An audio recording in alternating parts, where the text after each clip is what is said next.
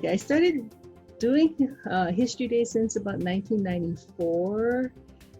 So that would be about 27 years now. And it all started when our Hawai'i District Social Studies resource teacher came to Waiakea High School presenting Hawai'i History Day to our department. And so since then, our department chair and myself would do History Day. So I continue to teach History Day because it gives students the opportunities to learn something that they're passionate about that we might not cover in our content area. Students have been recognized for their hard work, and we'd like to thank sponsors that continue to support Hawai'i History Day. And it even allowed one of my students to become a part of the Sacrifice for Freedom, which was a great learning opportunity, and she got to network with students from across the country and then participate in a week-long Pearl Harbor adventure. So that was pretty unique experience, and we got to recognize a soldier from our hometown, so from Hilo, and she did a obituary at Punch Bowl honoring his service. Okay, I think with Hawaii History Day, being involved with the University of Hawaii at Hilo, where we have our District History Day, Dr. Michael Bitter, he got his students involved with History Day, and he also opened up a partnership with our school.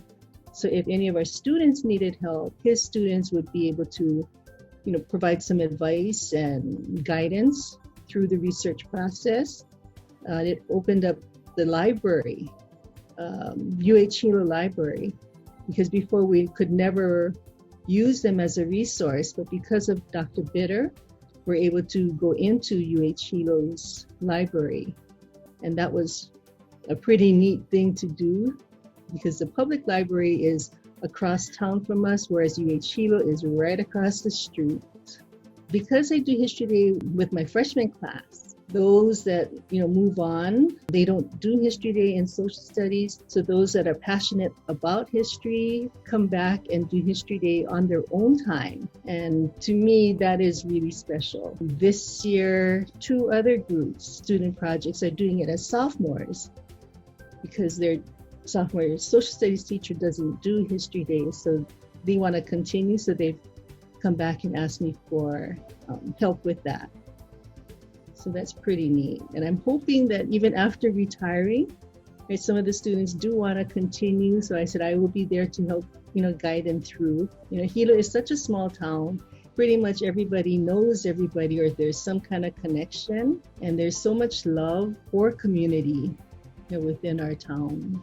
Okay, so I nominated Isabella Mow because she is a very hardworking, diligent student. She's perfect role model, right, for the incoming freshman class. She is also our freshman class president. So she is an independent learner. She's just a great role model. And I wish all students would have that kind of drive that she has, and not only for school, but for her classmates as well.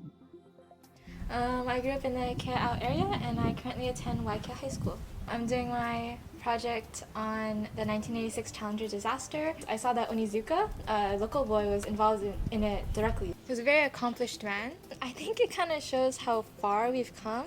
So there were several astronauts there on the Challenger. One of the probably most unique ones would be Krista McAuliffe, and she would have been the first teacher in space, or the first regular private citizen in space. I discovered a lot about NASA, a lot about the pressure that they're under to perform, and how much pressure that puts on the staff and engineers and just development of rockets. Yeah, it's really, really a lot. I feel like, it's becoming more interesting, and people are now more excited about spaceflight, maybe even about, talking about the colonization of Mars and other planets and stuff like that, going back to the moon, other things like that. Yeah, I think I would probably want to visit the moon and maybe go to other planets one day, but maybe that's a little too soon. Something that I learned while researching that really felt meaningful to my life now is something like hindsight 2020, really looking at the situation from a third-person point of view, 30-something years later after hundreds of analyses have already been done, it's really different from being in the moment and in that situation.